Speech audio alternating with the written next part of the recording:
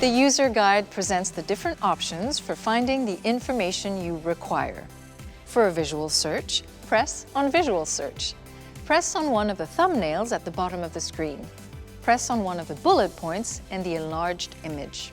For a search by warning light, press on Warning Light. The panel of dashboard warning lights is displayed. The warning lights are arranged by color. Press on the warning light concerned and the corresponding content will be displayed. First search by system. The list of audio and telematics system is displayed. Press on the relevant category and the list of subjects will be displayed. First search by table of contents. The table of contents is displayed. Press on the relevant category and the list of subjects will be displayed. If the topic is several pages long, scroll horizontally to continue reading.